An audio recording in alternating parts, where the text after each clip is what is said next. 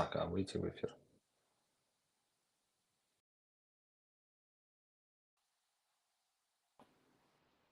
Okay.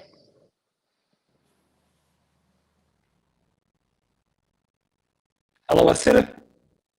Hey, Max, hello, how are you? Good, thank you. So thank you for this opportunity to talk to this, I hope, interesting topic about how you spend your time in Mexico. We will have about half an hour to talk about all things you saw there. First, I want to ask you, how is life in Mexico in general? In general, it's good. A lot of investment going on. A lot of foreign companies investing in Mexico. Weather is great all the time, all year round. So, you know, How situation is long? getting better. How long did you spend there? I 2 was years? there 1 year and 4 months, Maksym. Nearly 1.5 years. Yeah. So how Mexico is different from Europe? I would say what- it's totally different, absolutely different, and culture, people, weather, food, and it's a different part of the world. And I would say I love Mexico. I learned a lot in there. It was a culture shock, of course, but it's different. What surprised you the most? I would say everything. I mean, people are amazing. I would say very welcome people. I would say very simple, hardworking people. The food is very spicy. Believe me, it's very spicy, and it's dangerous. I would say it's very dangerous, and I personally never faced any bad situation, thanks God. But in the neighborhood, next cities, on the news, every day something happened. And, I was trying to stay safe, stay away. Yeah. Okay, so you worked for this period on a big mushroom farm near capital, Mexico, as I understand. No, it's not No? near capital. I can tell you more. Thanks to Monterey for giving me the opportunity to work for them. And I really learned a lot, really a lot. It was a farm next to San Miguel. San Miguel, it's a very beautiful city, very touristical. It's a few hundred kilometers from Mexico City. Weather is great. It's high altitude there, anyway. Farm is located not far away, a few kilometers from San Miguel. It's a Monterey farm. The capacity of the farm is 125,000 square feet, and per week, and up to 320 tons per week production. It's a phase 2 farm. Can you translate square feet to square meters? Yes, of course I can help you. 125,000 square feet. It's about 11,000 square meters. 11 and little bit of production. In total, the farm was divided in 2 sides. One was the old part when this farm started like more than 30 years ago. It's old machinery, filling, Dutch shelves, more simple climate system, but very good maintenance, working, everything was great. And the new part, which is 40 growing rooms, which is also Dutch shelving, I would say practically the same design, same size, same capacities in Europe, the same type of 946 square meters, automatical watering system, Funcom climate control, and so on. The climate system also was like similar to we have in Europe. Probably part of the farm was built by Christians, another part was by Techmark, which is a company from America probably with the partners from Europe.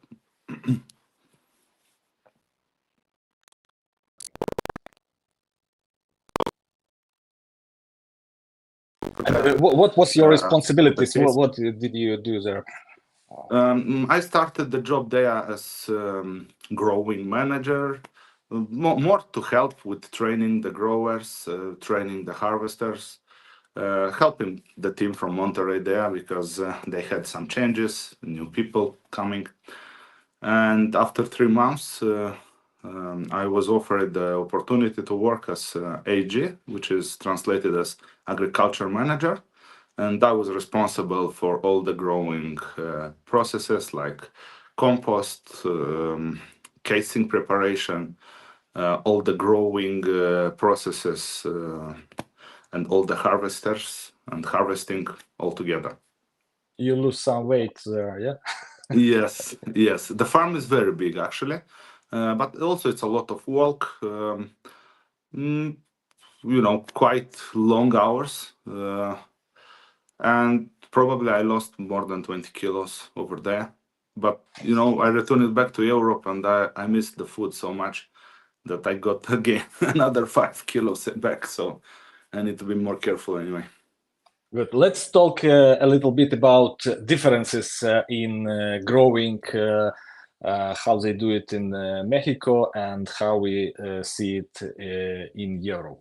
With you, we worked for AMICEL together for 5 years, and we visited many farms across all Europe. And the way of growing here, plus minus similar, but as you told me, in Mexico, a lot of things going differently, and I want to ask you what the biggest differences with growing in Europe. When you go there and you see the first visual impression, you don't see really big difference. You see the outside climate is different, but general, the machinery, the process itself, it's not as different. But getting more involved in all these processes, I found out that things are a little bit different the way we do. The way we do the compost, the way we fill, how many kilograms per square meter, process of incubation and process of, all the growing and watering regime, and you need to adapt it by the location there. It took some time to learn all the differences, and I can say that I did learn some things there as well, because compost. How different the compost is? Same raw materials as here, straw, chicken manure. It's a little bit different. Probably somebody in Europe is doing the same. I don't say it's nobody used that technique, but first of all, they don't have a mixing line.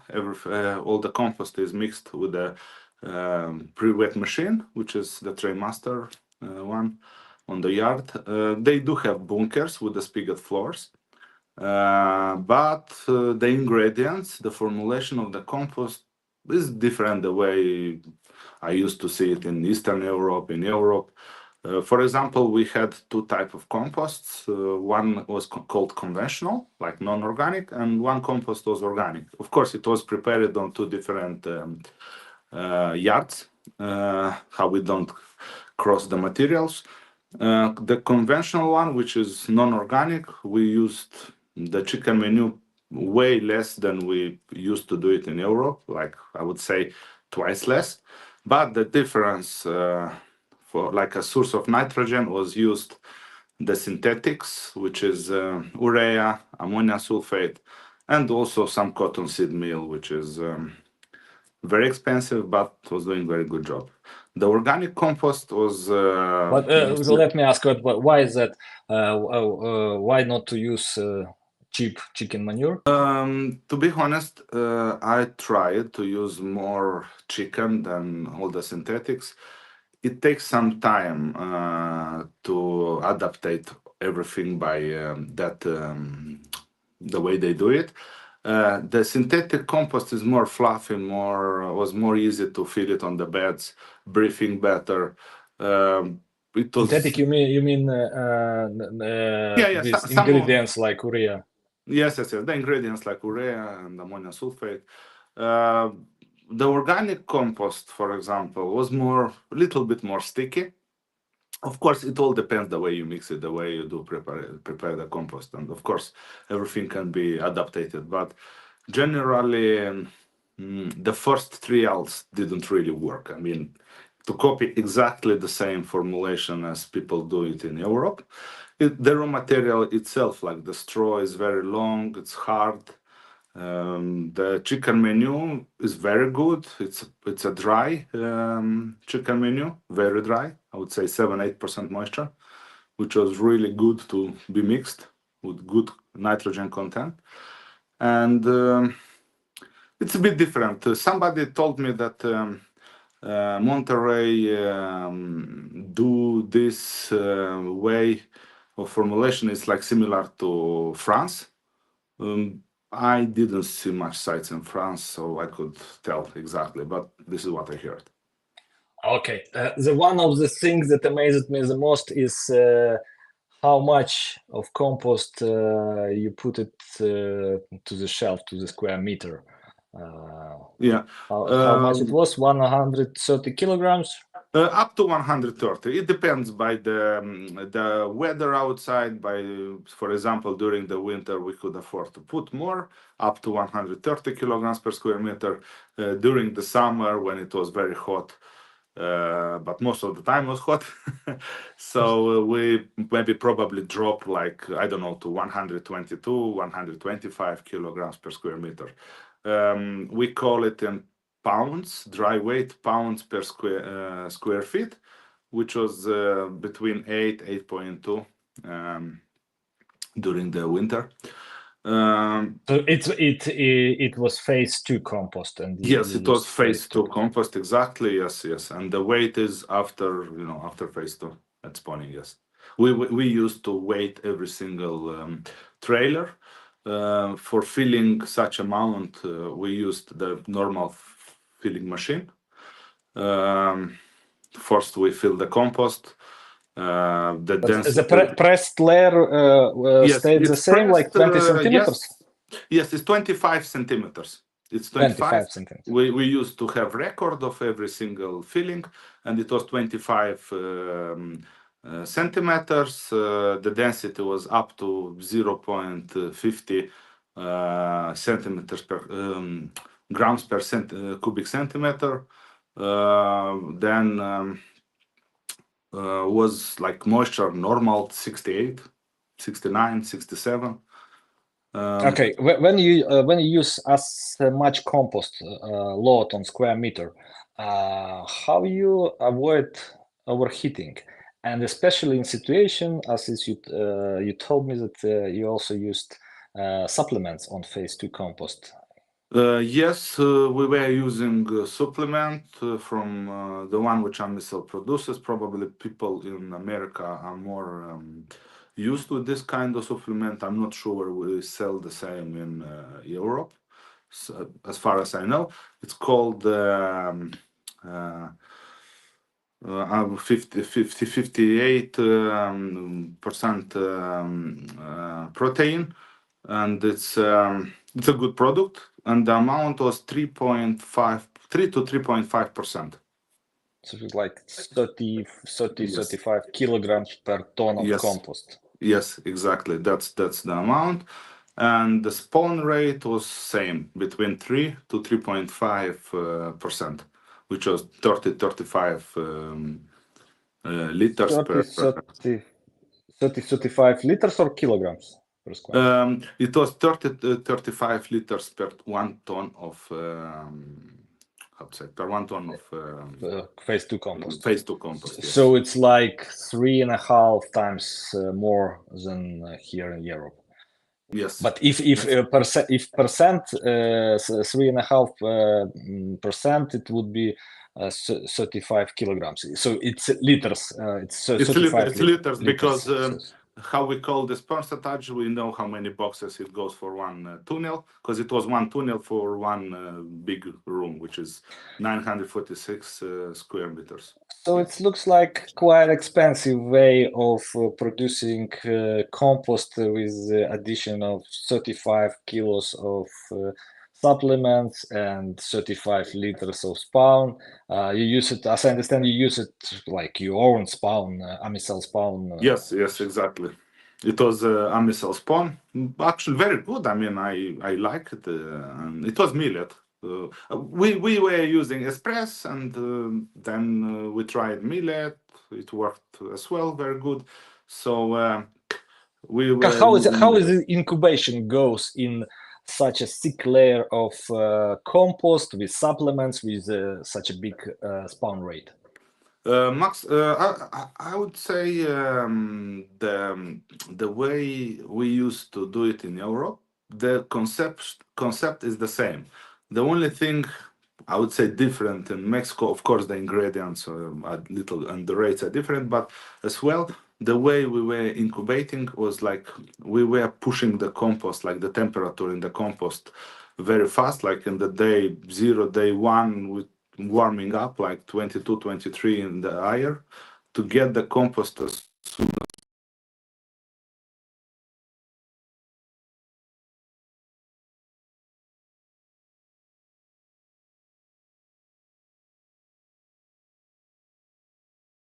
31 degrees, not for a very long.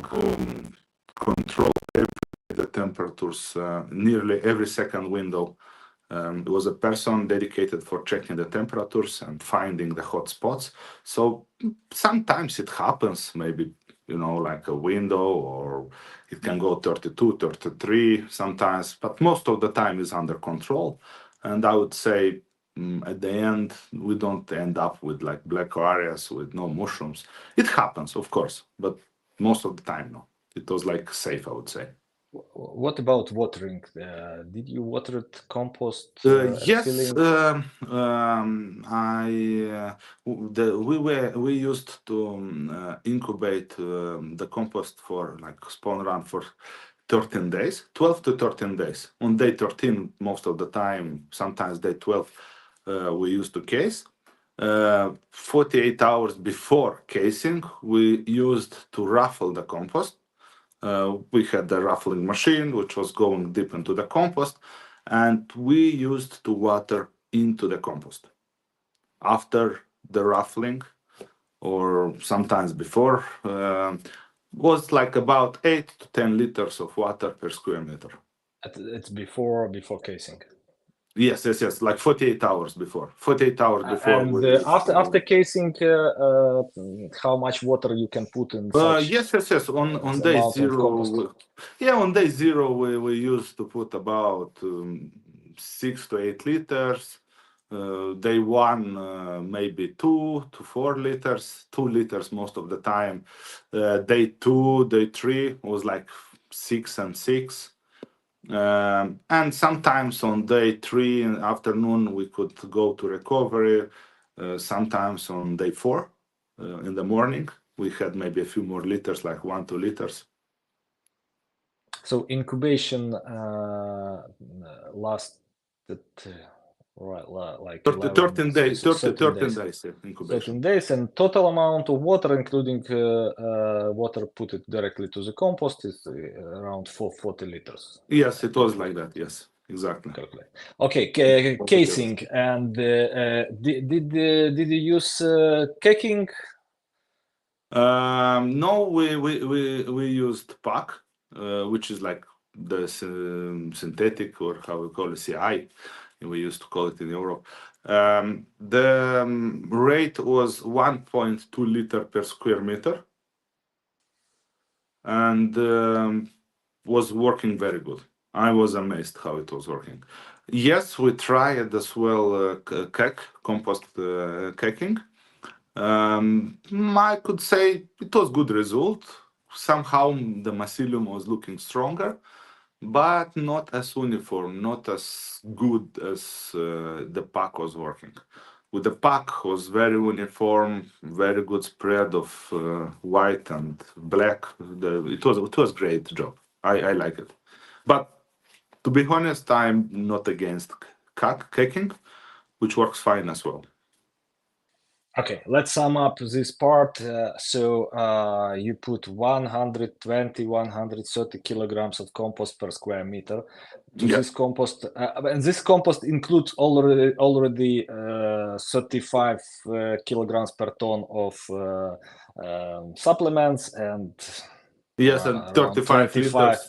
35 liters, which will be around probably 25 kilograms of Yes, probably yes. mycelium. Yes. And And we use sometimes casing is a normal layer of casing, like 5 yes, centimeters. normal layer. I would say even less than 5 centimeters. You know, in Europe, we most of the time we use 5 centimeters. In America, was a problem. Actually in Canada last year with casing producer, and we couldn't import the necessary amount, and we were very limited. Then the production came back, but and then in that period we reduced to 1.75 inches, which is 4 point little bit centimeters. Works fine. I mean, it was good. Was good. The casing itself we received in big bags. It was like peat, which we were not using the black casing at all. We were mixing everything on the side with calcium, with whatever water adding. We had a good casing preparation line there.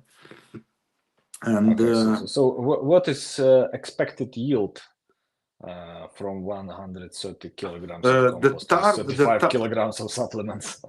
The target from the company, I mean, on the whites and conventional whites was like between 7.2 to 7.5 pounds per square feet, which is in kilogram about 37 kilograms. For the brown, From three flashes. from three flashes, exactly. Yes, we were using the three flashes.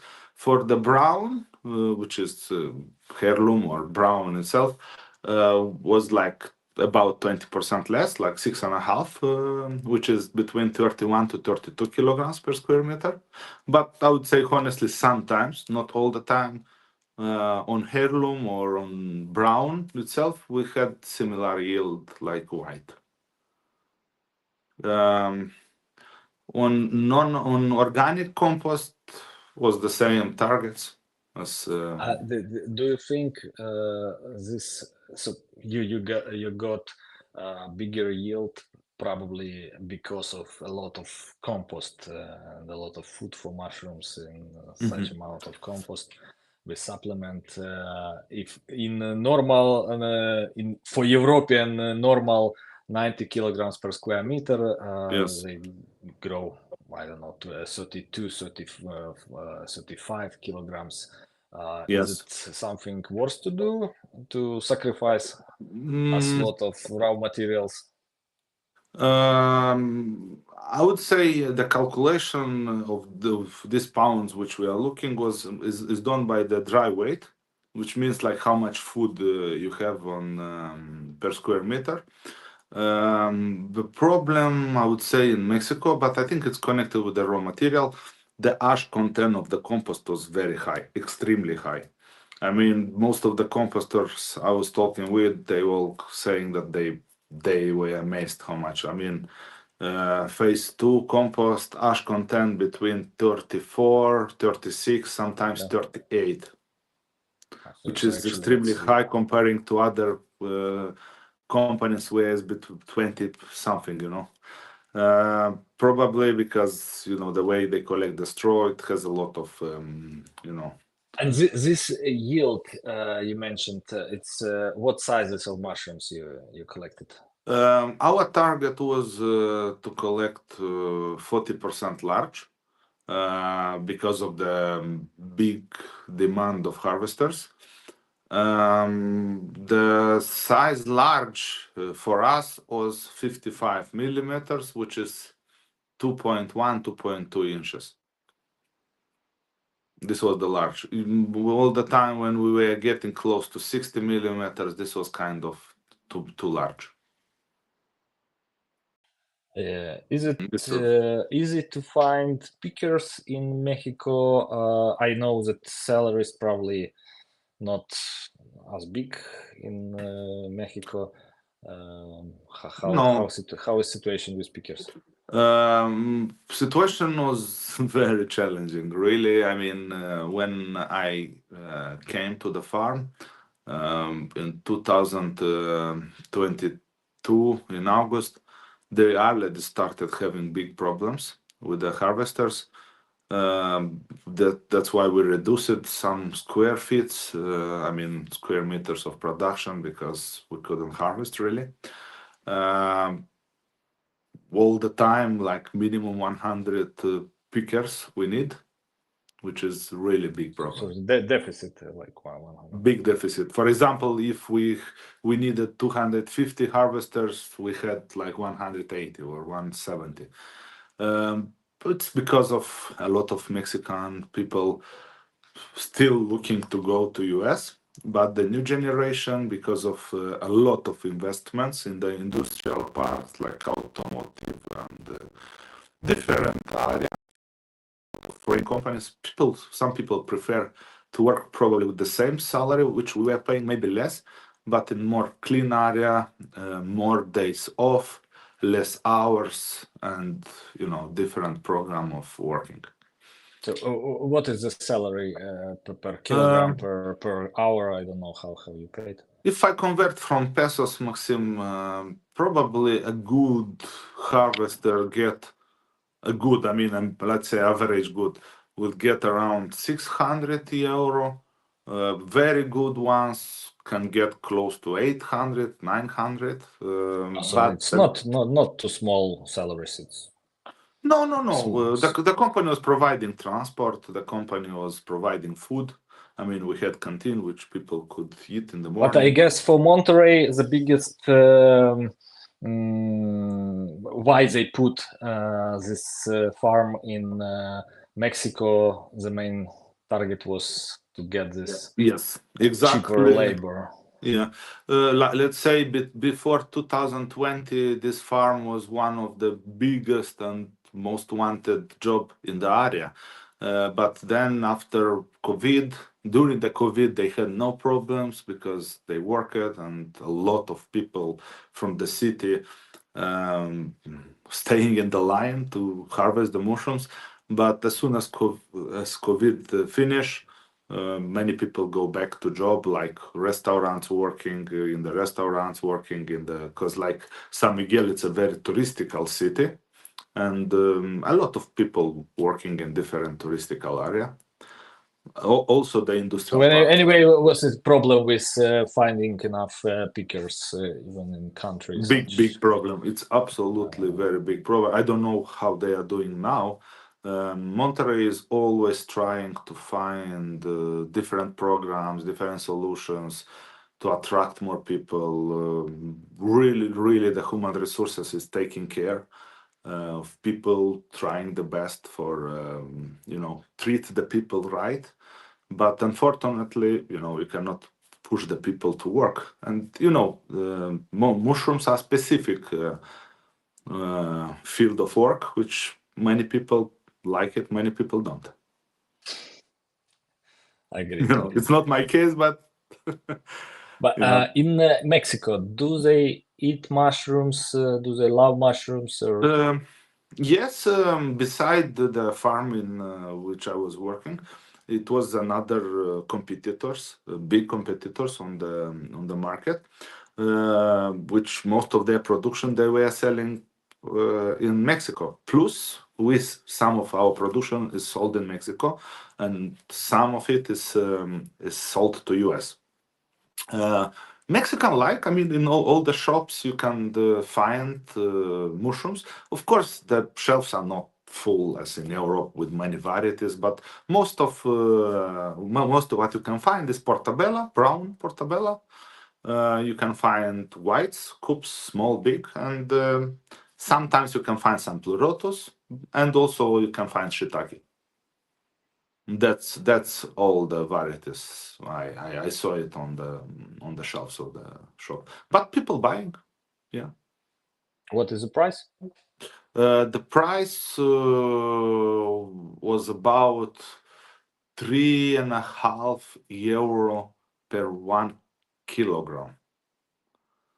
in but it's different price in US. It's absolutely different price in US. I'm afraid I don't know the price now, so sorry I cannot tell you. But in Mexico it's like 75 peso, maybe 40 euro, something like that per kilo. Okay. Of course, the pre-packed product can vary. How can be a bit higher price, probably. I would like to ask everyone who watching us to hit subscribe button and subscribe to our channel to don't miss next live broadcast. And I want to say thank you to partners of UMDIS, Christian's Group and Grow Time, who is supporting this broadcast and all other activities. And the next question I want to ask you, Vasile. So it was quite good experience, as I understand. Yes. So why did you left? It's a family issue, Maxim, and I was not feeling really safe. I miss Mexico now. Honestly, I miss Mexico. I miss the weather. I miss the people. Waking up at 4 a.m. Yeah. Yes. It's not that you get used, Maxim, with that. I mean, waking 4 o'clock and working long days, and nobody was pushing me to work long hours. It's the passion. You do it because you want to do it because you care. But How long family, it took? my How wife. long it took you to get used to starting in 4 a.m.? I had no choice, and especially when I was offered the position, it's hard to go late. Sometimes it was not a fixed hour when you should start, but most of the harvesters were early starting at 6 o'clock. People really coming at 5:30, the buses, because it was like transportation provided, and you have to go. You have to do to see the processes. You have to be on you know you have to be there and be with the people, be with the team. And we didn't really have a lot of experienced people in the team. Many of them were at the beginning learning. Really great people, really great people. So it was kind of difficult, but then the team appeared, then the team started being bigger. So it was much easier after. What is your plans for nearest future? Maxim, I don't know yet. I mean, I returned at home because, me and my wife, we wanted to go back to Europe. Probably we would like to be in US or Canada. At the moment, I'm reviewing some of the opportunities.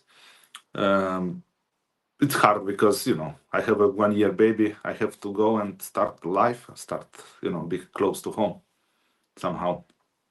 We'll see. I will let you know. Okay, I also want to invite those who are in Ukraine to courses with our consultant Yuri Boychuk that will be starting in 2 weeks. You can find all information on our website, umdis.org. And again, please subscribe to our channels. So, Vasile, thank you very much for this interesting conversation. I hope You're welcome. our viewers also enjoyed this information. For me, this is very interesting. These different ways how people grow mushrooms in different countries. I wish you a lot of success and Thank you very see you much, soon. Mike. Hope. Yes, thank you very much. I hope the Thank same. you. Cheers. Thank